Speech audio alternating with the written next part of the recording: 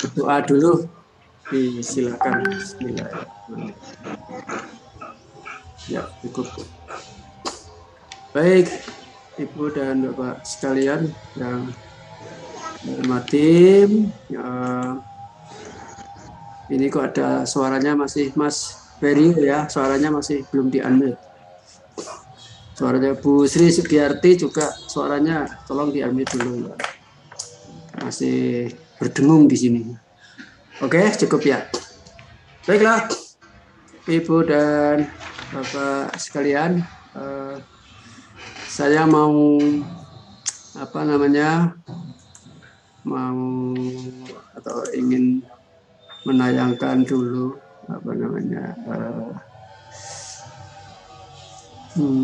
sebentar. Saya harus ambil dulu filenya ya. Akan saya share file. Oke.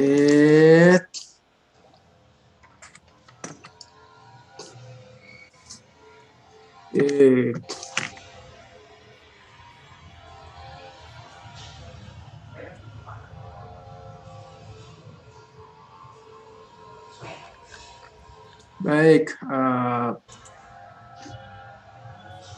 saya akan share layar saya.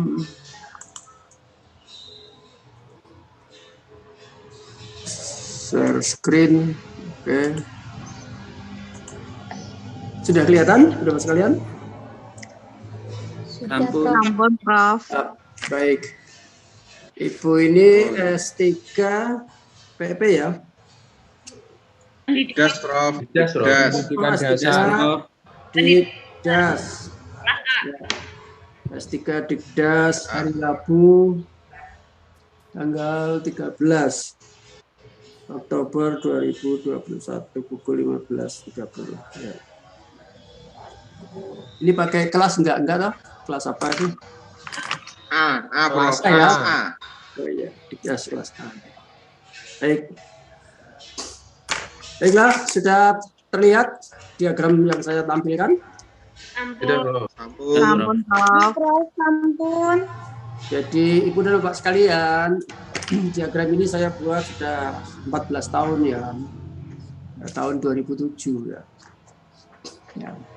Itu saya ini ketika mempelajari bukunya Immanuel Kant yang berjudul The Critique of Pure Reason ya, dari buku setebal 365 halaman ya, kalau dijelaskan itu bisa mencapai 10.000 halaman ya. Tapi kalau diringkas ya, ini saya membuat ringkasan 1 halaman aja gitu.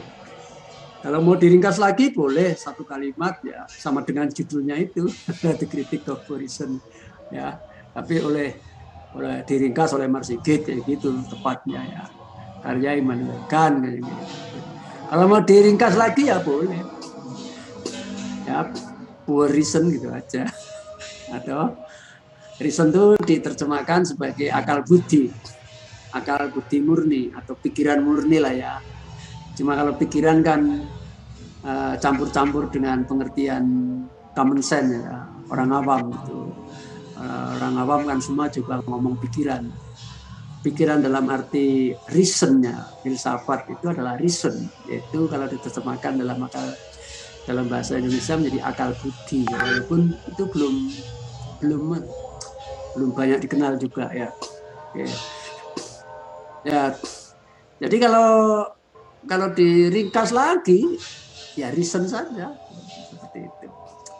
Dan kenapa reason? Kenapa ya, reason ya yang paling memungkinkan itu.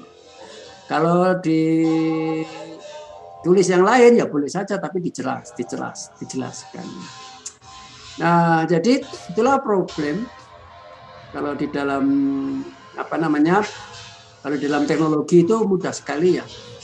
Seperti peragaannya kalau kita mempunyai Google Earth itu loh. Ya. Kalau Google Earth, kemudian kita buat jarak yang jauh, bumi itu kemudian hanya terlihat titik gitu. Tapi kalau jaraknya semakin dekat, kelihatan dunia, kelihatan laut, gunung-gunung. Dekat lagi kelihatan negara, dekat lagi, ini kelihatan kota saya, dekat lagi, ini rumah saya. Gitu ya, kira-kira seperti itu. Dan jadi inilah ya. Jadi saya untuk sampai kepada satu halaman saya ini luar biasa sekali melakukan namanya eliminasi sifat-sifat atau meniadakan atau memilih dan tidak memilih ya sesuatu yang ada ya, dan yang mungkin ada yang lain tidak terpilih. Nah itu jelas setiap hal pasti harus dengan pertimbangan. Nah dengan demikian maka seperti yang saya katakan bahwa ini itu untuk universal untuk semuanya, untuk semua manusia bahkan sama dikatakan sebagai apa namanya arsitektonik, juga sama dengan dunia. Ya, ini artinya di sini kalau kita lihat transendensi, gitu, kalau kita melihat transendensi di sini, transendensi itu dan juga materi, transendensi materi dan juga apa rasionalitas dan apa empirisisme itu meliputi semua yang ada dan yang mungkin ada, gitu ya.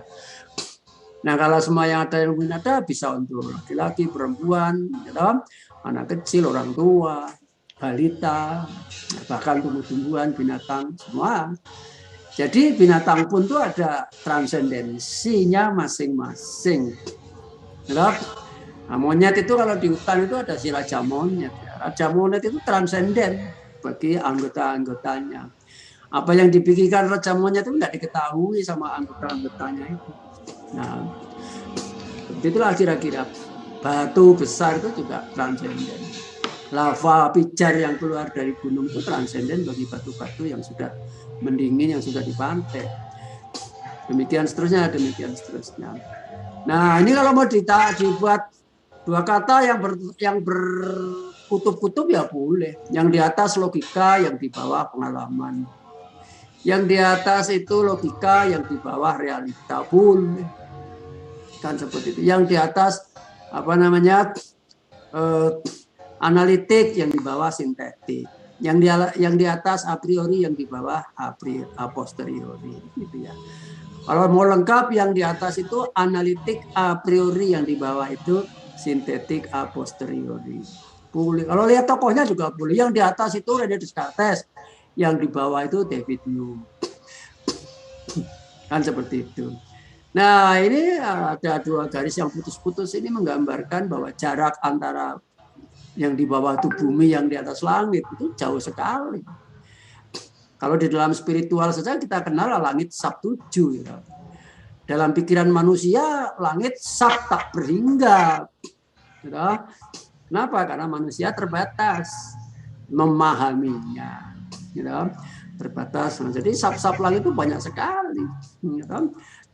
Nggak cuma 7 kalau di dalam pikiran. Nah, dalam keyakinan ya mungkin ya sesuai dengan apa yang disebutkan. Ya, ada langit Sabtu 7 misalnya seperti itu. Nah, itulah jadi kalau apa namanya ini kalau turun ke bawah ya materi juga ada strukturnya gitu. Binatang juga punya strukturnya, binatang punya transendensi, punya logika, binatang juga punya pengalaman, dan binatang juga punya realita. Nah, kalau diekstensikan, ketemulah jadi orang filsafat itu bisa berpikir kritis dan aneh bagi orang lain. Kenapa? Kalau saya ekstensikan dan intensikan, ketemulah, maka sebuah batu pun bisa berpikir. Ya.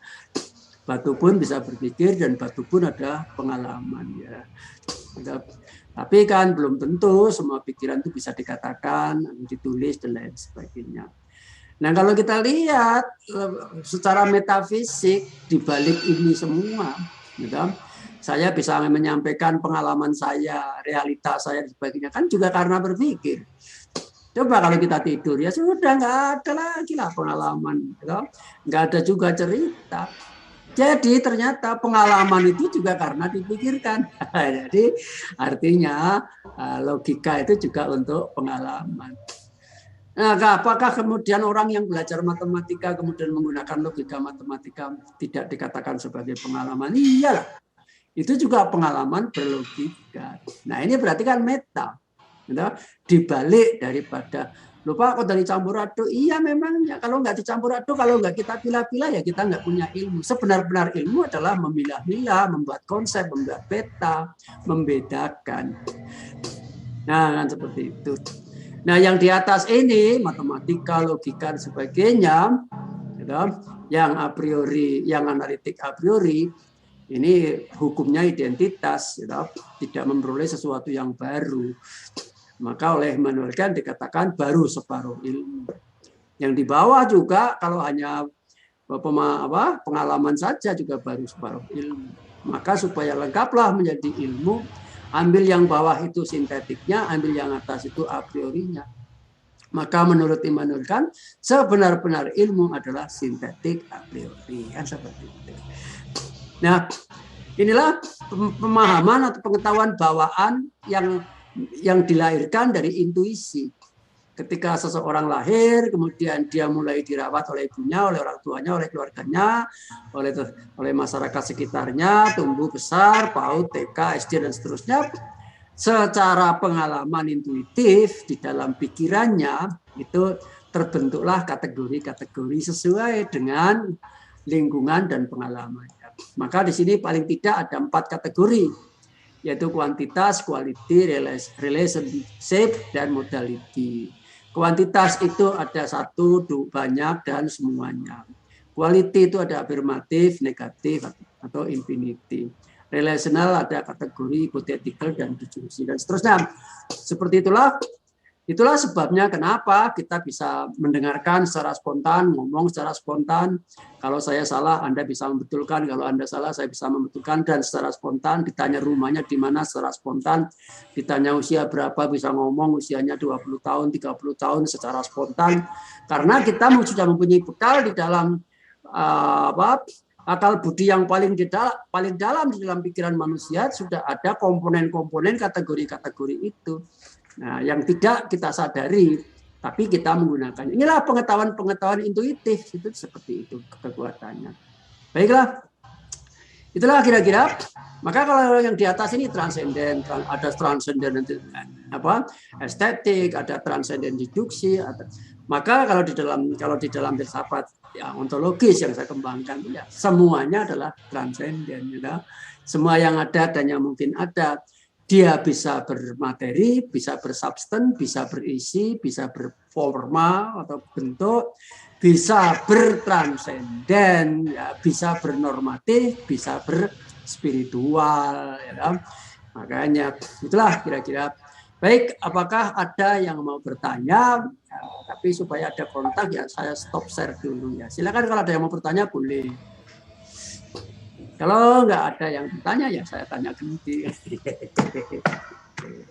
Baik, mengingat waktu ya.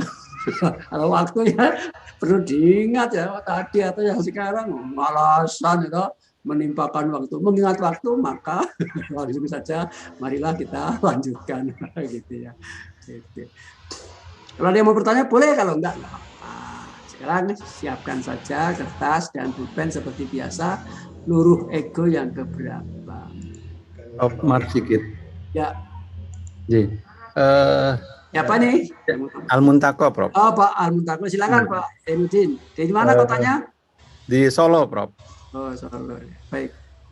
Jadi kan tadi jenengan menyampaikan bahwa yang a priori itu langit, nggih, Prof. Iya. Sintetik. Kemudian yang bawah itu adalah sintetik. Iya. Itu apakah penggunaan istilah yang baku itu apakah dengan sintetik a priori atau sintetik analitis? Karena di beberapa literatur ada yang menggunakan itu, ada yang menggunakan istilah terjemahannya sintetik analitis. Dan apakah Ya, penulisan keduanya itu baik. mana yang didahulukan, mana yang di belakangan itu berpengaruh, Prof? Baik.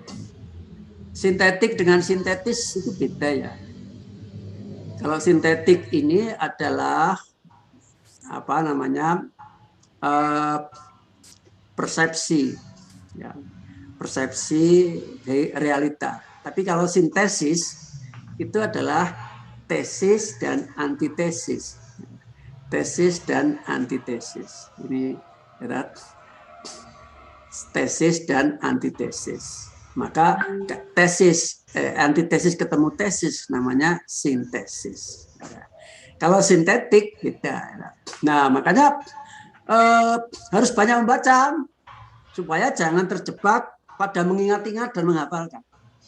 Itu ya. Nah, supaya jangan terjebak pada hanya mengingat-ingat dan menghafalkan, itu berbahaya. Ya, maka harus dibiasakan dengan cara membaca. Nah, kalau logika itu analitik a priori, itu logika. Gitu? Analitik a priori. Sebetulnya esensinya pada analitik. Analitik itu apa? Logika itu. Nah, kalau digambarkan secara bahasa yang sehari-harian, analitik atau logika itu apa? Itu istiqomah dan amanah. Logika itu istiqomah dan amanah. Istiqomah itu apa? Istiqomah itu kemarin, sekarang, yang akan datang. Logika begitu. Logika itu sesuai kemarin, sekarang, dan yang akan datang. Itu artinya istiqomah. Amanah dapat dipercaya. Apa yang dapat dipercaya? Kemarin, sekarang, yang akan datang, yang dapat dipercaya. Maka tidak adalah amanah tanpa istiqomah, tidak adalah istiqomah tanpa amanah. Seperti itu. Itulah analitik. Akibat daripada analitik, maka a priori, karena amanah dan karena istiqomah, maka a priori bisa dipakai untuk merancang, untuk memperkirakan, untuk menebak, untuk meramalkan, memperkirakan yang akan datang a priori. Walaupun belum paham, belum sampai di Jakarta, ya sudah bisa menggambarkan keadaan di sana. Karena apa? Karena analitik. Karena analitik apa? Analitik yang istiqomah dan amanah. Karena apa? Karena yang kemarin, sekarang, dan yang besok itu dapat dipercaya. Tuh. Kemudian yang di bawah itu sintetik a posteriori. Sintetik itu apa? Sintetik itu ya hubungan antara persepsi. Persepsi itu apa? Persepsi itu persepsi dari apa? Persepsi dari hukum sebab akibat realita. Loh, kenapa? Sebab akibat realita. Kalau bola ditendang itu ya melambung, gitu.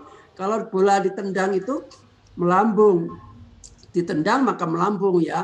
Akibat ditendang maka akibatnya, karena ditendang maka akibatnya melambung. Sebab akibat, sebabnya ditendang, akibatnya melambung. Tapi realitanya kan di sana. Tapi yang ngomong kan saya di sini, gitu. Dan saya yang mengomong melambung. Mereka itu yang bolanya yang bolanya yang menendang itu enggak menyadarinya bahwa bolanya juga nggak menyadari bahwa dia itu melambung, seperti Gunung Merapi, Gunung La Palma, Gunung Kelut dan sebagainya. Dia apa pedulinya disebut Gunung Merapi? Apa pedulinya disebut Gunung Agung? Apa pedulinya disebut Gunung La Palma dan seterusnya? Bagi mereka sama saja, dikasih nama atau nggak dikasih nama sama saja. Ya, yang mengasih nama itu adalah pikiran orang-orang. Itulah maksudnya. Itulah maka sintetik hukum sebab akibat di sana, tetapi ternyata di dalam pikiran saya maka sintetik ya. Dan hukumnya yaitu pengalaman, yaitu apa? A posteriori. A posteriori itu paham setelah mengalaminya. Nah, maka dalam kenyataannya yang paling mungkin adalah yang bisa dikawinkan adalah sintetik a priori. Ya, otomatis karena sintetik a priori, ya, karena sintetik a priorinya membawa analitik, sintetiknya membawa a posteriori. Jadi ilmu, ya, ilmu ya sekaligus pada akhirnya dia bersifat a priori dan dia juga bersifat a posteriori. karena sebagai ilmu gitu.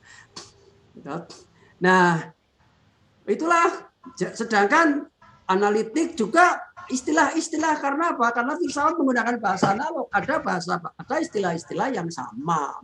Seperti filsafat bahasa. Filsafat bahasa disebut juga filsafat analitik, kan begitu ya. Filsafat analitik. Dan analitik ini untuk taksonomi belum psikologi beda lagi. Belum ada sintetik, analitik, evaluasi itu. Ingatan, pemahaman, aplikasi di bagian awal itu taksonomi belum. Beda lagi. Yang namanya sintetik itu meramu-ramu, kalau analitik mengure-ngure atau seperti apa ya silakan saja. Orang bikin kalimat yang sederhana begitu. Oleh karena itu, jangankan analitik sintetik, yang namanya logika saja bermacam-macam. Nah, silakan dibaca di The Critique of Reason. Begitu, Pak. Ya, oke. Saya stop lagi share-nya. Begitu ya Pak Muntaba. Silakan, ada yang lain? Izin tanya, Bro. Ya, siapa? Hamidullah Ibdar. Mana. Oh, Pak Hamidullah. Ya. Tadi malam saya pas terbangun, nah, Pak Hamidullah ngirim tugas. Ya itu kejutan, Bro. Nggak apa-apa. Langsung saya baca di itu. Pokoknya saya like dulu semuanya. Kalau itu saya like. Itu sebagai apa namanya silaturahim itu kan berpositif thinking gitu ya. Siap, Bro. Kalau kita mau posting apa ya like saja lah. Gitu. Asal jangan yang ekstrim. Gitu. Misalnya mari memberontak, like itu berarti kita jadi pemberontak. Ya, asal tidak sampai kepada level itu. Kalau hanya kesalahan ucap atau hanya beda pendapat, like nggak apa-apa. Silakan Mas Hamidullah. Contohnya Prof. Ini di Temanggung toh? Ya, ini di Temanggung. Ya, silakan Pak Hamidullah. Untuk Kant's teori tadi yang di slide tadi itu saya mengingat-ingat yang dulu di video jenengan yang di YouTube itu ya. Itu memang agak sedikit bahasanya metafor atau memang itu hanya perumpamaan antara langit dan bumi, kalau nggak salah ada a posteriori dan a priori itu seperti itu. Nah, kemudian Kant's teori ini memang kemarin saya lebih ke kritisisme ya. Ini kan lahir yang mendamaikan David Hume dan Descartes itu, Prof. Nah, masalahnya Kant sendiri itu memiliki beberapa pandangan antara pertentangan itu sehingga menjadi semacam, kalau bahasanya ya tesis ya, dari tesis antitesis itu, Prof. Nah, masalahnya kalau saya pribadi membaca bukunya yang kalem-kalem lah, karena yang bahasa Inggris ada juga yang beberapa bahasa Indonesia itu semakin tidak paham, Prof. Tadi sarannya ke Pak Al kan harus semakin banyak membaca. Tapi kalau kita semakin banyak membaca, saya semakin pusing itu, Prof. Nah, itu mungkin kata kunci, Prof. Kita butuh kata kunci, khususnya dalam kritisisme tadi yang memang minggu-minggu ini saya sedikit membaca seperti itu, Prof. Antara apa? Dan ini bisa digunakan memang untuk kacamata di agama juga bisa, di bahasa bisa. Memang ini menjadi dasar untuk frameworknya dalam sebuah penelitian pun juga bisa, saya kira. Mungkin itu, Prof, kata kunci ketika membaca, semakin membaca tapi juga berulang kali juga kayaknya janjane karpekan itu gimana tuh, Prof? Lah itu mungkin yang perlu kami pertanyakan. Matur suwun. Baik, terima kasih Pak Hamidullah Ibda. Jadi terlalu banyak membaca pusing. Tapi kalau terlalu sedikit membaca berbahaya. Maka sebenar-benarnya dalam berfilsafat itu nggak ada kata kunci. Tapi kata kuncinya adalah, itu kontradiksi. Nggak ada kata kunci. Kata kuncinya adalah indikator mungkin, Prof, atau apa ya? Sama, jangankan filsafat, diturunkan di dalam pendidikan juga ada seperti itu. Ya, tidak adalah the best teaching itu, the best method of teaching itu nggak ada. Tidak ada cara mengajar yang terbaik itu nggak ada. Ini pikiran ya, pikiran manusia. Kalau agama ya jelas sesuai dengan agamanya masing-masing. Tapi kalau pikiran itu pendapat, mengatakan ini pendapat Jaworski, ahli pendidikan dari Polandia, dia tinggal di Inggris. Dia mengatakan there is no the best way to educate. Tidak ada cara terbaik untuk mengajar. Kan begitu. Dan kemudian diteruskan. Cara terbaik untuk mengajar adalah menggunakan gabungan banyak pendekatan, variasi, fleksibilitas, kreativitas, gitu. Nah itu, apalagi filsafat, gitu kan. Jadi berbahaya. Filsafat itu nggak ada kata kunci. Kata kuncinya adalah yang penting jangan sampai mengurangi kadar keimanan dan ketakwaan. Itu aja selesai. Itu aja selesai. Dan kalau kata kunci dalam arti untuk pemahaman, ya tidak ada. Ya, semakin banyak kata kuncinya adalah semakin banyak. Karena apa? Dalam filsafat, ya semua yang ada dan yang mungkin ada itu menjadi kunci yang lain. Ya, menjadi kunci yang lain. Itu sama pentingnya bisa menjadi ikonik. Kita bisa membangun dunia dari memikirkan dunia dari apapun. Gitu. Karena apapun itu adalah bisa mewakili dunianya dan kemudian diintensikan dan diekstensikan. Habis tidak habis. Habis karena manusia karena manusia bersifat terbatas. Begitu. Jadi begitu Pak. Jadi justru ini suatu tantangan. Saya juga kalau di ringkas tadi ya itu sebetulnya tidak baik ya. Tidak baik kalau saya membuat ringkasan apalagi saya tunjukkan kepada Bapak Ibu karena itu ringkasan saya. Ya, lebih baik kalau yang membuat ringkasan masing-masing dari kita gitu. Masing-masing dari kita. Baiklah, untuk selanjutnya karena waktu ya, mari kita lanjutkan dengan luruh ego gitu. Tolong disediakan. Siap, Prof. Profnya ingat. Ya, masih ingat. Saya masih mau tanya, Prof. Ya, mudah-mudahan Bapak dosen lupa. Saya masih mau tanya, Prof. Ya Allah. Apa? Nanti aja, nanti boleh. Oh, ini lebih seru lagi loh. Nanti Anda akan lupa pertanyaannya karena yang berikut nanti akan seru lagi, lebih heboh lagi loh. Saya masih bingung sebenarnya mau tanya mana boleh. Baik. Ya. Sekarang langsung saja di ini sudah saya belum? Sudah saya off-kan akhirnya.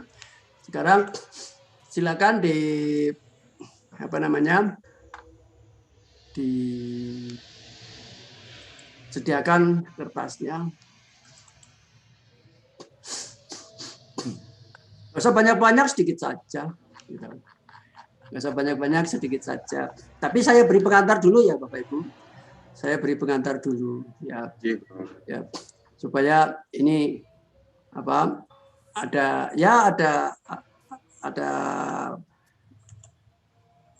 yang perlu disampaikan lah, perlu saya sampaikan lah. Ya, bentar. Saya mau lihat ini. Baiklah, begini Ibu Bapak sekalian. Yang ingin saya tanyakan itu makomnya lebih rendah dari filsafat. Makomnya lebih rendah. Nah, lebih rendah itu artinya jangkauan atau skupnya atau keluasannya, keluasan dan kedalamannya. Yaitu filsafat yang sudah terkonteks ke daerah atau negara masing-masing. Yang saya pikirkan itu sebagai ideologi. Jadi ideologi itu adalah filsafat yang sudah terkonteks negara masing-masing. Nah, dengan demikian, secara teoritis menurut saya, ideologi ya banyaknya negara yang ada di dunia ini. Kalau ada 200 ya 200 ideologi. Kan seperti itu teorinya. Tapi kalau seperti itu kan berarti kita tidak cerdas, tidak berilmu. Karena apa? Tidak mampu meringkas, tidak mampu memilih, atau tidak mampu memilah-milah. Nah, seperti Google Earth itu. Kalau kita jauh jaraknya bumi menjadi satu titik. Kemudian saya dekat, sudah mulai terlihat ada laut, ada gunung, ada negara, ada kota, bahkan atap daripada rumah saya pun kelihatan. Nah itu Seperti itu kira-kira. Nah, maka ideologi juga, filsafat dan ideologi juga bisa. Kalau mau satu kata saja bisa. Sekarang ini apa tuh filsafatnya? Ya kontemporer, selesai. Satu aja. Atau filsafat kekinian. Ya. Sama ideologi ya kontemporer, ideologi kekinian ya udah selesai. Kalau nggak puas lah, kalau jangan cuma kayak gitu, 2 kata atau berapa? 2 kata ya boleh lah. Atau 1 kalimat ya boleh. Filsafat sekarang itu apa? Oh ya banyak. Sekarang ini filsafatnya banyak. Ada kapital, ya. Ada kapital. Kemudian juga ada filsafat bahasa, ya. Yang juga ada apa namanya filsafat manusia. Ada filsafat agama, ya. Jadi banyak, ya. Ada filsafat olahraga, banyak sekali. Ya. Ada filsafat hidup dan sebagainya. Ya, banyak. Nah, sekarang ideologi yang seperti apa? Nah, ini saya lebih ke ideologi kependidikan. Apalagi Bapak Ibu S3 ini it is a must, ya, merupakan satu keharusan atau merupakan suatu keniscayaan perlu mempelajari ideologi pendidikan. Nah, yang ingin saya tayangkan itu di sini ada semacam 5 garis besar ideologi, ya. Yang pertama kali yang terkait dengan masalah perkembangan teknologi atau industri. Yang kedua gabungan antara teknologi dan industri dan antara nilai-nilai lama. Nilai-nilai lama yang biasanya itu di negara-negara kerajaan. Dan ada pula teknologi tapi yang kaitannya dengan humaniora, ilmu humaniora, tetapi dia jauh dari pusat-pusat kekuasaan, dan tapi dia tuh punya skop yang luas, yang mengakar lebih luas lagi. Dan yang berikutnya adalah yang kaitannya dengan masalah keadilan, yaitu masalah demokrasi dan seterusnya. Sehingga yang akan saya tanyakan nanti ada 5 macam ideologi pendidikan. Yang pertama adalah industrial trainer, atau kalau diterjemahkan literally dia menjadi pelatih untuk industri gitu ya. Kemudian yang kedua adalah technological pragmatis. Ini negara-negara kerajaan di Eropa dulu seperti Inggris, walaupun dia kerajaan tapi dia technological pragmatis, dia mengembangkan teknologi gitu ya. Nah, kemudian yang berikutnya adalah old humanist. Old humanist ini lebih tertutup, lebih tertutup, lebih belakangan daripada technological pragmatis. Jadi lebih kokoh ya, kerajaannya lebih kental ya. Kemudian ada progressive educator. Ini progresif, yang bersifat progresif. Ini semacam antitesisnya, antitesis dari orang-orang yang mengembangkan industri dan juga kerajaan. Kemudian nilai-nilai lama ya, itu ada antitesisnya yang bersifat progresif dan bersifat publik ya. Maka ada ideologi yang disebut public educator dan progressive educator. Nah, ini saya mau bertanya tapi tujuannya adalah sekedar untuk men-trigger ya, Bapak Ibu, men-trigger perhatiannya supaya Bapak Ibu ada perhatian. Nah, semacam kalau orang Jawa itu jedungan atau cangkriman gitu ya. Bukan semata-mata tes, tapi nggak apa-apa kalau sedikit-sedikit kelihatan seperti itu juga apa-apa ya. Diambil saja hikmahnya kan seperti itu. Baik, yang pertama Ibu Bapak sekalian silakan ditulis. Ya, silakan ditulis. Yang pertama adalah tujuan pendidikan. Ya. Tujuan pendidikan daripada industrial trainer itu apa? Yang kedua, tujuan pendidikan dari technological pragmatis itu apa? Yang ketiga, tujuan pendidikan dari pelan-pelan, Bro. Dan? Pelan-pelan, tulisnya belum selesai. Ya, nggak usah ditulis, Ibu. Dijawab saja. Kemudian dikosongkan. Kalau nggak bisa jawab gitu, nggak usah ditulis. Ibu salah. Saya nggak minta ibu menulis, jawab pertanyaan saya langsung secara spontan. Gitu. Oleh karena itu tetap cepat ibu ya.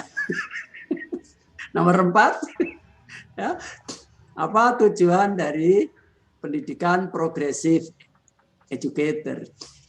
Nomor 5. Nomor 3. Nomor Tadi nomor 3. Nomor 3 belum, Bro. Nomor 3, apa tujuan dari pendidikan old humanism? Nomor 4, apa tujuan dari pendidikan progresif? Nomor 5, apa tujuan dari pendidikan public educator? Mau 5 apa mau 10? 5 lagi ya, Bu ya. Baik. 5 lagi. Apa nomor 6? Apa hakikat keilmuan dari industrial trainer? Nomor 7, apa hakikat keilmuan dari technological pragmatism? Nomor 8, apa hakikat keilmuan dari old humanist? Nomor 9, apa hakikat keilmuan dari progressive educator? Nomor 10, apa hakikat keilmuan dari public educator? 5 lagi, 15 saja. Nomor 11, apa nilai moral value? Apa moral value-nya dari industrial trainer? Nomor 12, apa moral value-nya dari technological pragmatism? Nomor 13, apa moral value-nya dari old humanism? Nomor 14, apa moral value-nya dari progressive educator?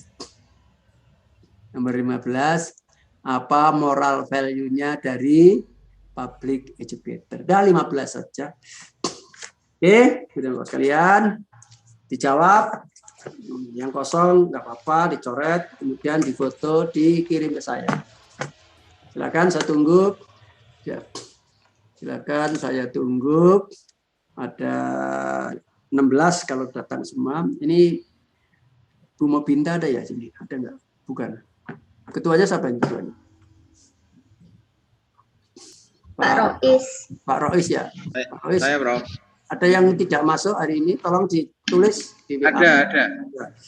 Ada yang izin sakit tadi Mbak Esti nggih, teman-teman. Ya, tolong ditulis Pak di WA. Oh ya, di grup nggih, Bro. Ya, di grup. Tolong di WA. Oke, Bro. Nanti saya ketikkan di WA ya, Bro. Ya. Oke, nuwun. Tolong dikirimkan dengan kepada saya. Dikirim. Belum ada yang ngirim. Berarti kalau ini tidak berjudul luruh itu ya, Bro? Ya, judul tetap judul. Luruh keberapa sekarang? Oh, 6. Luruh ke-6 ya. Luruh ke-6. Ya. Gak apa-apa lah. Toh isinya kok tidak semata-mata luruh.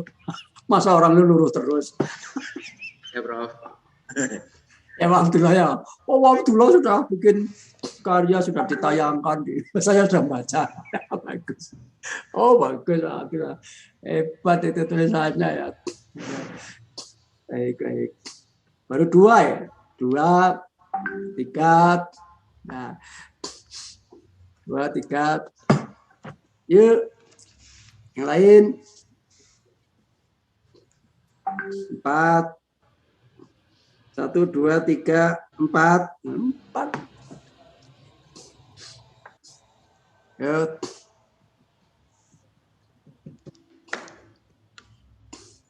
Eh, 16 yang datang, yang 5 kurang 11, 6,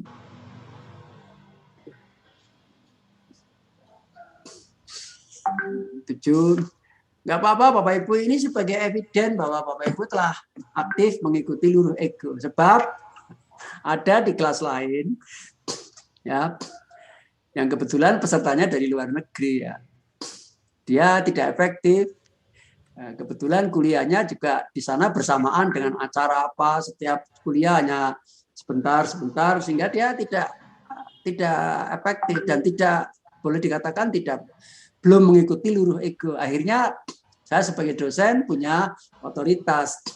Dah berhenti saja, nggak bisa diteruskan. Sebab apa? Saya tidak bisa mengulangi luruh ego. Luruh ego ini proses. Nah. Luruh ego itu proses. Dan ini tahap pertama dari perkuliahan kita. Dan fungsinya bukan semata-matanya untuk menilai atau enggak, tapi fungsinya adalah mengadakan yang mungkin ada sebagai perkenalan gitu ya. Sebagai perkenalan. Supaya ya kalau saya ngomong ada yang memperhatikan, loh, Ibu Bapak Ibu bertanya juga kita perhatikan bersama-sama semuanya gitu. Baik. Saya hitung lagi. 1, 2, 3, 4, 5, 6, 7, 8, 9, 10, 11, 12, 13, 14. Kurang 2. Yo, siapa yang belum?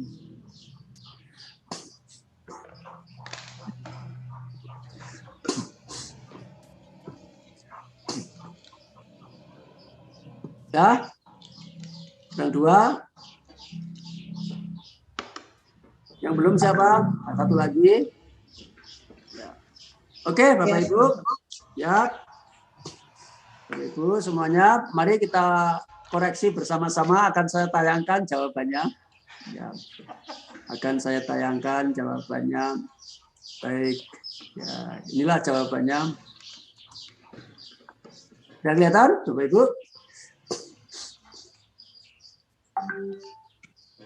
Sudah kelihatan? Ampun, Bro. Sudah, Prof. Ya. Jadi inilah 5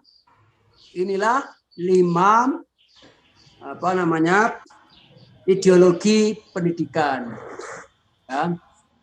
Inilah 5 ideologi pendidikan menurut Paul Ernst tahun 1995. The Philosophy of Mathematics Education. Nah, Bapak Ibu kalau enggan pakai matematika ya silakan dicari di buku yang lain yang mampu menggambarkan aliran-aliran daripada ideologi ini. Ideologi itu dunia, jadi lengkap. Ada materinya, ada wadahnya, ada isinya, ada metodenya, lengkap sekali. Nah, perkara kemudian untuk pendidikan diambil beberapa butir. 1, 2, 3, 4, 5, 6, 7, 8, 9, 10, 11, 12 itu cuma 12. Yang saya tanyakan tadi kepada Bapak Ibu ini, aim of education, tujuan pendidikan. Pada kolom ke 1, 2, baris ke 1, 2, 3, 4, 5, 6, 7, baris ke-7. Ini jawabannya. Nomor 1 jawabannya back to basic, 2 certification, 3 transfer of knowledge, 4 creativity, 5 construct their own life. Itu jawabannya. Nomor 6 itu adalah hakikat nilai ya. Nomor 6 itu nilai atau moral value-nya. Nomor 6 adalah good versus bad. Nomor 7 pragmatikal. Nomor 8 hierarki atau paternalistik. Nomor 9 humanity. Nomor 10 justice atau freedom. Nomor 11 sampai 15 itu kalau nggak salah adalah hakikat keilmuannya. Industrial trainer itu memandang ilmu sebagai body of knowledge. Yang 12 science of truth, 13 structure of truth, progressive educator, process of thinking, public educator, social activities. Itulah Ibu Bapak sekalian.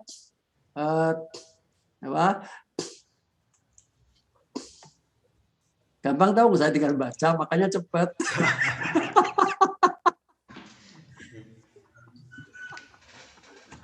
Ya, saya tinggal baca sambil ngantuk aja bisa ya, baca pakai separuh mata ya. Makanya cepat, disuruh pelan ya cepat lagi. Ya. Apakah ada yang betul satu? Ada, Bro. Ada? Nomor 9, Siapa? Ada? Humanisme itu, Bro. Oh, Yang satu siapa? kebalik-balik tuh, Prof. Ada 3 kebalik-balik. Siapa yang betul satu siapa? Saya, Bro. Siapa? Mana Hamidullah. orangnya? Oh, Hamidullah ya. Betul satu, Pak Hamidullah. Angel. Betul 2? 3? Saya 1, Prof. Oh, 1 siapa? Vera. Vera ya. Benar ini, Prof. Itu siapa lagi? Betul 1? Pun. Udah? 2, 3, 4. Ya, yo, Bu Indriana betul berapa? Saya betul 4, Prof. Wah, ya, alhamdulillah. Betul 4. Tidak. Bu Prof. Indriana. Mana tadi Bu Indriana? Eko Armaidi. Ya. Mas Berio. Ya. Yang 5, 6. Baik.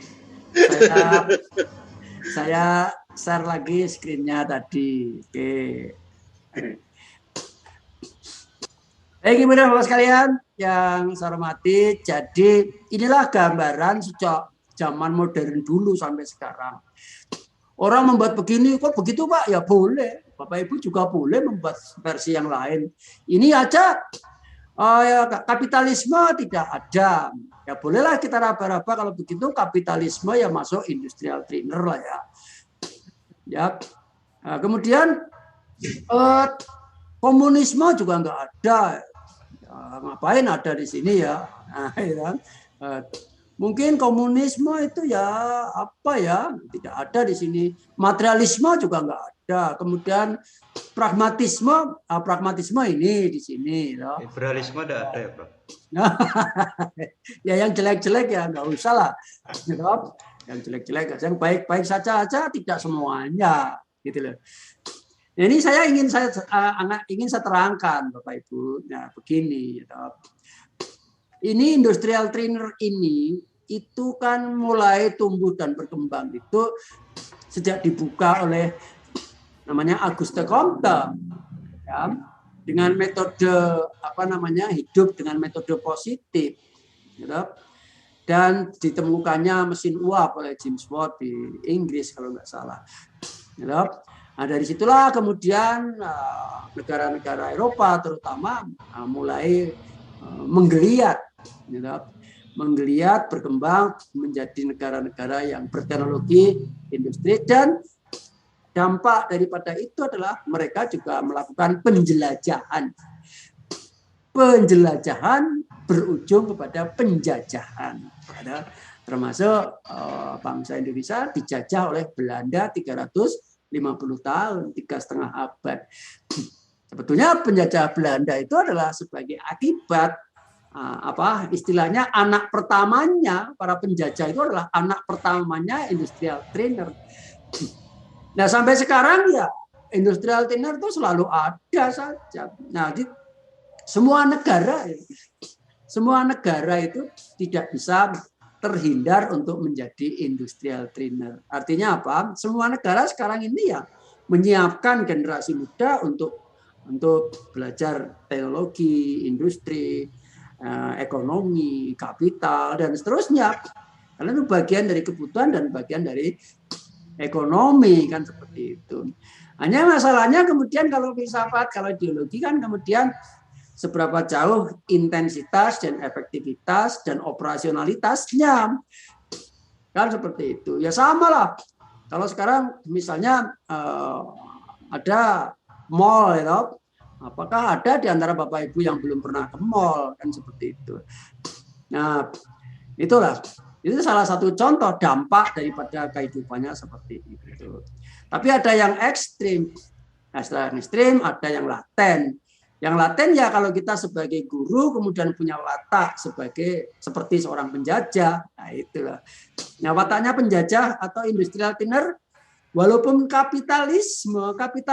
Jadi yang saya kelompokkan di sini yang 5 ini saya kelompokkan menjadi 2, yaitu 3 sebelah kiri dan 2 sebelah kanan.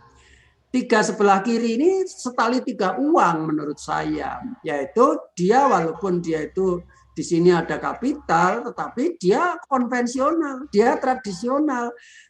Kenapa konvensional, kenapa tradisional? Iyalah, yang namanya kapital, yang namanya industri, berkepentingan untuk mempertahankan kapitalnya, mempertahankan industrinya. Maka ya dia itu memandang bahwa subjek didik atau peserta didik itu bagian dari ujung yang paling depan daripada industri. Kan seperti itu.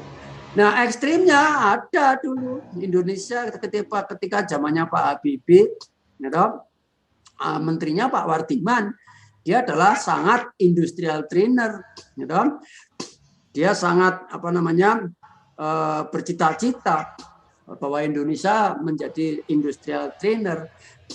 Bahkan ekstrim pada saat itu Pak Menteri Pendidikan Pak Wardiman pada saat itu mencanangkan kurikulum di SD itu adalah back to basic. Coba bayangkan, back to basic itu apa?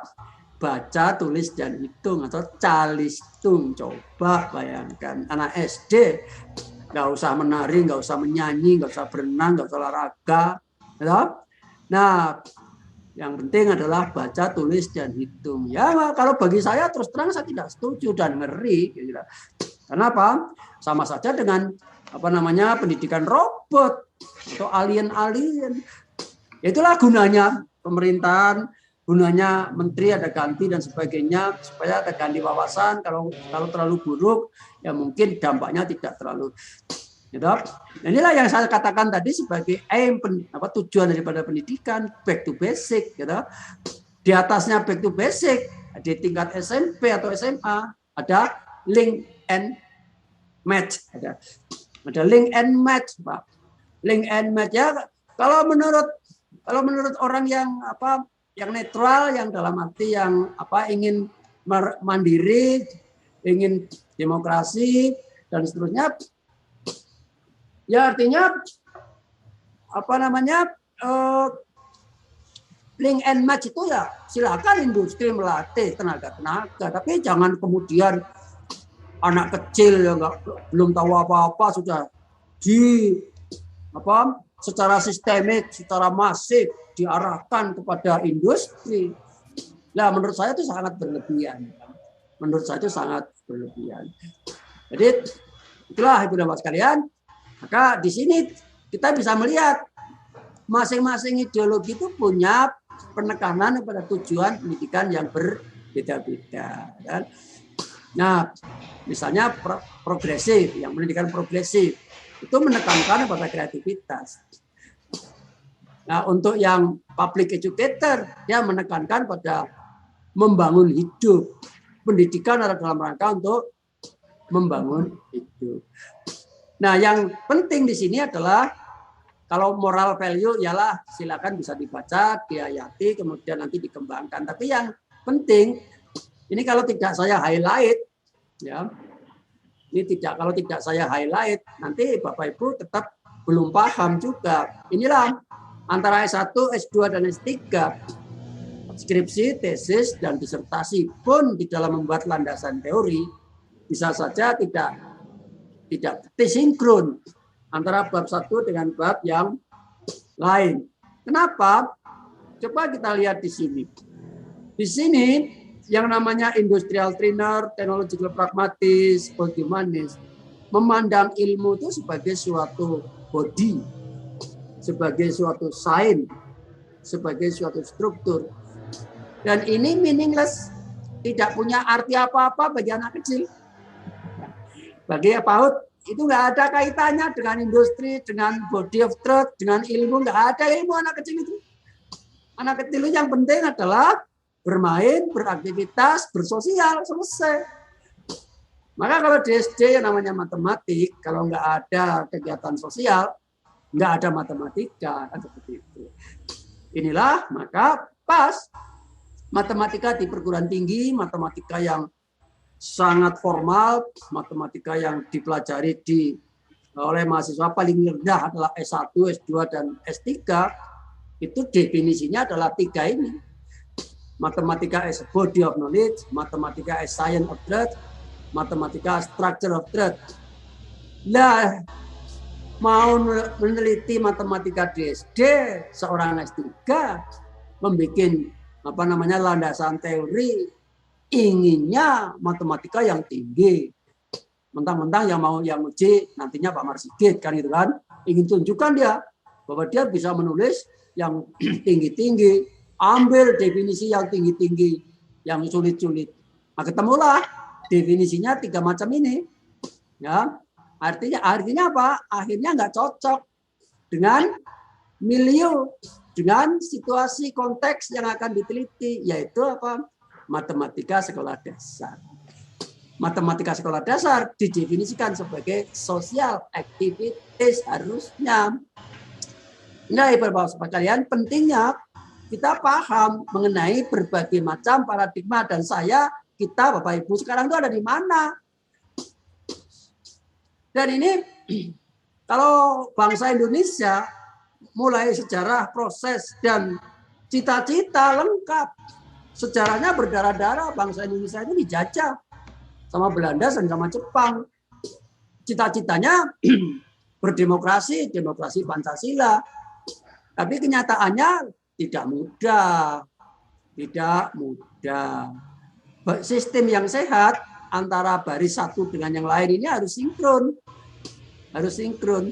Tapi kenyataan kita itu selama ini tidak pernah sinkron pendidikannya. Contoh, yang namanya external test, external evaluation atau ujian nasional, ya, atau ujian nasional. Ini kan kegemarannya industrial trainer, technological pragmatis, dan old humanis. Ya, kegemarannya sangat hobi dia, ya. Termasuk Indonesia, termasuk Indonesia sejak zaman dulu sampai kemarin, baru kemarin saja ujian nasional ditiadakan. Sebelumnya kita juga termasuk hobi dan gemar sekali mengadakan ujian nasional. Nah, artinya apa? Demokrasi maju cita-cita, baru cita-cita. Tapi kenyataan kita tetap masih tradisional, konvensional, ya, masih terkooptasi oleh ideologi industrial trainer, teknologi pragmatis, old humanism seperti itu. Jadi ke sana masih menjadi cita-cita. Juga misalnya diversity, ya. Diversity-nya di Indonesia kan harusnya imbang, bineka tunggal ika. Bineka itu heterogeneous atau multikultur, ika itu monokultur. Tapi perkembangan yang terjadi kemarin waktu Orde Baru cenderung monokultur, kan seperti itu. Kuat ikanya tapi lemah binekanya. Kita ada era reformasi, kemudian desentralisasi, ya, desentralisasi dikuatkan binekanya. Tapi kalau binekanya kemudian kebablasan, mentang-mentang itu identitas daerah sangat kuat, kemudian akhirnya ingin memisahkan diri dari NKRI, yaitu kebablasan. Kan seperti itu. Ya harus ingat ikannya itu ada apa? NKRI, Negara Kesatuan Republik Indonesia. Nah, kemudian sekarang kita lihat Bapak Ibu semuanya sekarang ini, termasuk saya, hobinya kalau mengajar itu seperti apa? Apa merasa saya ingin menyampaikan ilmu sebanyak-banyaknya kepada siswa? Kalau itu perasaan saya, berarti saya ini adalah anak cucunya penjajah Belanda. Ya, termasuk pembelajaran yang tradisional bin konvensional, kan seperti itu. Itulah sebabnya maka guru-guru zaman Belanda dulu ya seperti ini, gitu. Dia punya metode yang tujuannya adalah untuk kepentingan orang dewasa, untuk kepentingan guru, ujung-ujungnya untuk kepentingan penjajah, kan seperti itu. Nah, oleh karena itu saya mencoba bangkit dan mencoba membuat warna di dalam kuliah ini. Jangan dihafalkan. Nah, itu kan sudah mulai toh. Saya nggak ada kuliah ini kok pakai menghafalkan. Silakan kuliah filsafat itu dieksplor atau di hermeneutik dibangun. Sebenar-benar filsafat adalah dirimu sendiri. Terus Nah, kalau Bapak Ibu gemar menasehati, kerja keras, latihan, ingatan, ingat. Nah, maka Bapak Ibu ditengarai sangat industrial trainer. Industrial trainer jelas pendidikan orientasinya kepada orang dewasa. Kalau kepada orang dewasa berarti tidak kepada berpihak kepada siswa atau kebutuhan ini need, ya dong. Nah, juga Bapak Ibu, kalau Bapak Ibu punya siswa itu yang berbakat, senang atau tidak? Oh, senang sekali, saya harus cari yang berbakat. Nah, kalau yang dicari yang berbakat, yang tidak berbakat gimana? Diabaikan. Berarti itulah watak penjajah, kan seperti itu. Itulah watak penjajah, kan seperti itu. Kemudian juga Bapak Ibu gimana pandangan tentang diri siswa? Oh, saya memandang siswa itu kosong, pikirannya diisi sebanyak-banyaknya. Siapa yang isi? Guru. Itu juga watak penjajah. Oleh karena itu saya nggak mau memposisikan Bapak Ibu sebagai sesuatu yang kosong, kemudian saya mengisi, saya nggak mau. Ya, maka saya lebih suka ke student orientation dan konstruktif. Silakan Bapak Ibu baca sedikit dapat sedikit, baca banyak dapat banyak. Ya. Inilah Bapak Ibu pentingnya kita paham mengenai ideologi pendidikan versi ini. Bapak Ibu bisa mencari versi yang lain, ditambahkan. Saya juga buat versi yang lain yang saya tambahkan juga ada. Nah, tapi paling tidak ini menjadi kaca benggala buat kita semuanya. Buat kita semuanya, dan ini merupakan suatu keniscayaan, suatu keharusan bahwa Ibu harus mempelajari ini. Nah, oleh karena itu, ini saya gunakan untuk penugasan minggu depan. Bapak Ibu, saya beri tugas untuk menelaah tentang ideologi pendidikan. Ya, tidak harus pakai matematika, pokoknya ideologi pendidikan, kemudian dan penerapannya di sekolah. Ya, nah, ditelaah. Silakan cari sumbernya. Kalau nggak ada, ya cari sumbernya ini. Paul Ernst 1995, The Philosophy of Mathematical Education. Saya punya bukunya, tapi sudah print out, tapi entah di mana sekarang. Ya, yang file, saya kebetulan yang ini tidak punya filenya, gitu ya. Saya hanya punya sepotong-sepotong. Ya. Tapi karya saya semua tentang pendidikan berbasis ini, ya, berbasis ini. Dan saya mengembangkan evaluasi kepada Bapak Ibu juga. Kuliah ini tidak ada evaluasi, tidak ada ujian ya, Bapak Ibu. Ya. Kalau terpaksa harus bikin soal, itu hanya mengikuti saja administrasi di kampus, ya, supaya secara administrasi itu betul gitu aja. Tapi saya prinsip tidak ada ujian. Evaluasi itu kan mengukur, berkembang, ada perubahan paradigma, jadi assessment itu mencatat, kan begitu. Nah, ini berkembang lebih lanjut itu portofolio. Portofolio itu mendata, dan mengumpulkan. Nah, saya tugas-tugas Bapak Ibu saya kumpulkan di WA masing-masing. Ya. Sampai sekarang ada yang sudah saya buka, ada yang belum. Ya, nanti saatnya pasti akan saya buka seperti itu. Inilah Bapak Ibu refleksi daripada diri saya, diri Bapak Ibu, diri kita semuanya. Ini adalah kita menurunkan dari aspek filsafat menuju kepada ideologi.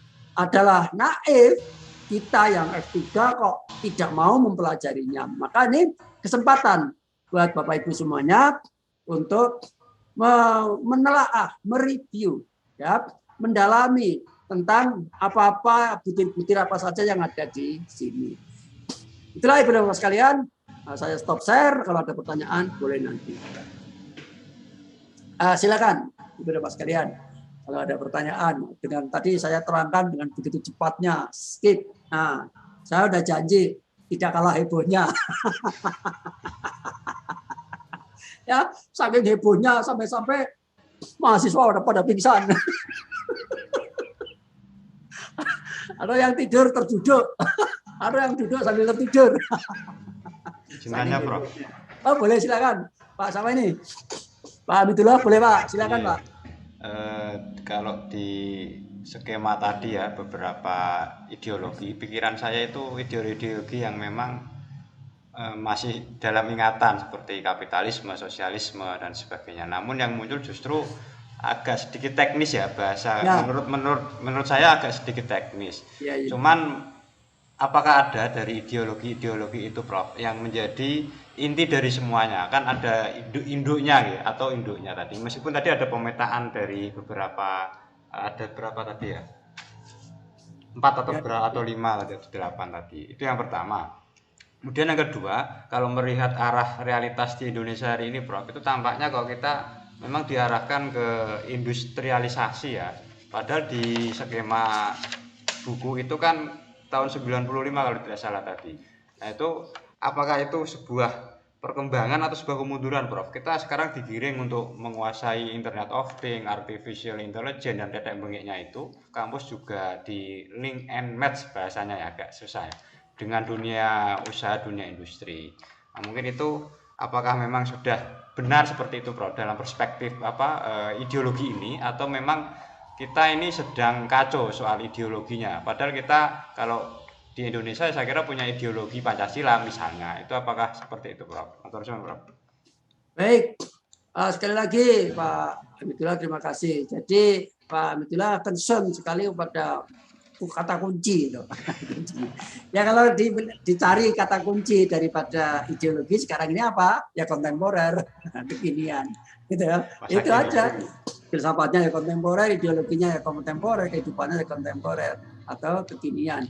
Dan itu strukturnya, ya strukturnya kan sudah ada arkaik, kemudian tribal, ada tradisional, ada feodal, ada modern, ada postmodern, postmodern, kan seperti itu.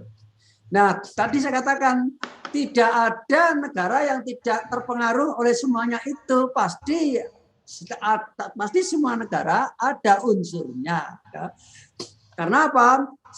Ciri khas daripada kontemporer itu adalah cair dan datar. Cair dan datar itu artinya informasi untuk siapa saja, bangsa apa saja. Datar sama kecepatannya, kan begitu. Nah sekarang ada kecenderungan orang-orang Malaysia itu banyak membuat video ya, tentang Indonesia. Mereka sudah mulai mengagumi Indonesia, mengakui kekalahan atau ketertinggalan dari Indonesia, mengagumi Pak Jokowi sebagai presiden Indonesia. Saya baru-baru ini beberapa kali nyetel, muter, gitu, dan video-video itu dibuat 3 bulan yang lalu, 4 bulan yang lalu, gitu. Dan itu sebagai akibat daripada teknologi yang membuat situasi daripada sosial kemasyarakatan itu datar. Datar itu artinya flat, artinya mudah, cepat, gitu. Dan oleh karena itu maka, gitu, semua pikiran apa saja ada, semua pikiran itu apa saja itu ada sekarang. Nah, hanya masalahnya ialah kemudian masing-masing negara itu mempunyai rambu-rambu. Rambu-rambunya ya otomatis dasar negaranya atau undang-undang dasarnya atau falsafah. Kalau falsafah bangsa Indonesia Pancasila, apa filsafatnya? Falsafahnya adalah monodualisme. Mono itu vertikal, dualisme itu adalah horizontal, habluminalo habluminanas atau ketuhanan dan juga urusan manusia. Itu. Jadi kalau dicari kata kuncinya, nah sekarang misalnya tentang kapitalisme, gitu.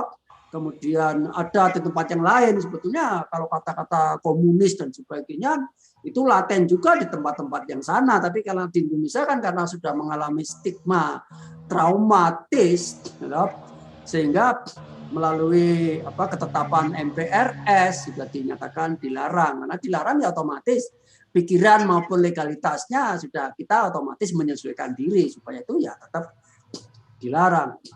Nah, sekarang tadi kapitalisme dari dalam industrialisme itu yang bagaimana itu, gitu? Bagaimana? Dan ternyata yang namanya perjalanan peradaban itu ya tidak ada orang yang bisa mencegah, ya, dan tidak ada orang yang bisa mempromosikan secara langsung. Gitu. Karena apa? Karena itu ide dan pikiran. Sebetulnya sekarang ini Ya, bukan kapitalismenya, bukan industrialismenya, tetapi sekarang ini adalah dampak atau perjalanan daripada positivisme itu. Ya, sebetulnya itu yang jadi masalah. Positif itu artinya gitu ya, menggunakan metode saintifik untuk kebutuhan hidup, dan metode saintifik ini yang bisa dianggap mempunyai standar. Nah, tadi selalu ditanyakan oleh Pak Amitullah. Pak Amitullah menanyakan kunci, menanyakan ini sebetulnya Pak Amitullah kan juga arahnya juga menanyakan tentang standarnya apa dan sebagainya. Nah, itulah. Jadi artinya bahwa sekarang ini tidak bisa negara itu terbebas dari industri, tidak bisa terbebas dari kapitalis. Misalnya, mentang-mentang saya tidak suka kapitalis, tidak mau kapitalis, maka saya tidak pernah berbelanja. Apakah ada di antara Bapak Ibu sekarang ini yang belum pernah belanja? Ya, atau menjual sesuatu, properti dan sebagainya, atau membeli? Ya, ini kan nggak ada. Apakah itu kalau begitu berarti satu kapital ya? Oh, berarti buruk. Ini jangan kemudian dikotomikan baik dan buruknya, tetapi proporsional sampai sejauh mana ya akal dan seperti tadi misalnya kalau kemudian Pak Menterinya bikin peraturan, bikin kurikulum, ya toh? Kemudian kurikulumnya adalah back to basic, ya toh? Calistung SD hanya cukup baca tulis, ya itu yang menurut saya bermasalah, ya toh? Yang menurut saya bermasalah. Nah, gitu ya. Nah, maka pada esensi atau tindak lanjut dari pertanyaan Pak Amitullah itu jawabannya satu. Sebenar-benar pendidikan adalah kompromi. Ya, adalah kompromi. Sebenar-benar pendidikan itu adalah kompromi. Kompromi dari berbagai macam kepentingan. Ya, nggak ada pendidikan yang tidak pakai kompromi. Semua di dunia bisa. Nah, contoh ini. Contoh di negara Inggris. Ketika saya kuliah di Inggris dulu 1,5 tahun di sana, saya memperoleh gelar master tahun 1996. Ya, di sana pendidikannya sangat berorientasi kepada siswa, sangat plural, kemudian sangat otonomi. Ya, kemudian otonomi daerah, ya, berorientasi kepada sekolah, ya, betul-betul seperti itu. Gitu. Tapi 20 tahun kemudian setelah saya pulang, ya, saya membaca beritanya, mana tahan. Inggris pun negara besar, karena tekanan ekonomi, dia nggak bisa lagi membiarkan pendidikan berdiri sendiri-sendiri atau berjalan sendiri-sendiri. Akhirnya apa? Akhirnya pemerintah Inggris campur tangan, membuat kurikulum yang pada akhirnya menyesuaikan dengan kebutuhan ekonomi. Ya sekarang di Inggris kurikulumnya sudah centralized, terpusat. Itu salah satu contoh percobaannya seperti itu. Ya, jadi dinamis, ya, dinamis. Hanya masalahnya kalau dosisnya over tadi seperti tadi. Kalau menurut saya kalau di SD kok kemudian calistung saja, gitu, itu kan mengandung maksud tidak ada nyanyi, tidak ada bahasa, tidak ada seni dan sebagainya, ya mungkin agama juga tanda tanya dan sebagainya, kan berbahaya sekali. Ya, tapi selama bahwa misalnya industri sekarang ini ternyata memenuhi hajat banyak, hidup orang banyak dan proporsional, gitu, dan itu logis kenapa ya? Kalau itu Indonesia, kenapa Indonesia ekonominya maju? Indonesia itu negara besar.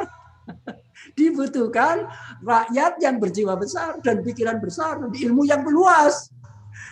Supaya jangan sampai merasa Indonesia menjadi warga yang kecil, gitu ya. Itulah sebabnya kenapa Indonesia ekonominya survive. Ya ikannya tak terbatas, ya sumbernya tak terbatas, minyaknya tak terbatas, ya. Minerbannya tak terbatas, hasil hutan dan sebagainya. Ya jelas lah, dibanding dengan negara yang hanya menjual jasa di Eropa, ya bangkrut lah. Ya jelas, itu pandemi juga begitu. Ya. apapun yang terjadi di Indonesia, walaupun untuk kemarin ada geger-gegeran pilpres, kampanye sampai sekarang masih membekas, ada yang menghujat, ada yang benci, ada yang hoak dan lain sebagainya. Tetapi karena yang namanya corona COVID itu kan ontologis. Ontologis itu maksudnya direkayasa, tidak direkayasa, diberitakan, tidak diberitakan, coronanya itu ada. Seperti Gunung Merapi. Gunung Merapi itu mau dikatakan Gunung Merapi ya silahkan. Gunungnya itu. Ya. Mau saya katakan Gunung Kelut ya karepmu, Gunung Slamet juga karepmu. Yang penting saya ingin meletus, ya meletuslah. Kalau COVID juga begitu. Nah oleh karena itu, ternyata bisa mengatasi daripada hiruk-pikuk politik, hiruk-pikuk masyarakat yang kemarin tercederai oleh karena kampanye-kampanye ya saling menjatuhkan. Akhirnya saya melihat ini sisi positif bangsa Indonesia ya. Walaupun begitu mudah memaafkan, kemudian mudah melupakan dan lain sebagainya sehingga semuanya menjadi budaya. Ya, semuanya menjadi budaya. Dan semuanya menyadari ya protokol kesehatan sekarang untuk kebutuhan. Kalau di tempat saya nih, di sekitar saya itu yang mengadakan vaksin itu vaksinnya di masjid-masjid, itu diselenggarakan vaksinasi di masjid-masjid. Wah itu bagus sekali. Nanti peran daripada ulama, umaro dan birokrat itu sangat menentukan. Itulah kekuatan bangsa Indonesia. Gitu? Bagaimanapun juga, walaupun demikian, tetap ada kelompok atau segmen-segmen yang don't care, gitu, tak peduli dan sebagainya.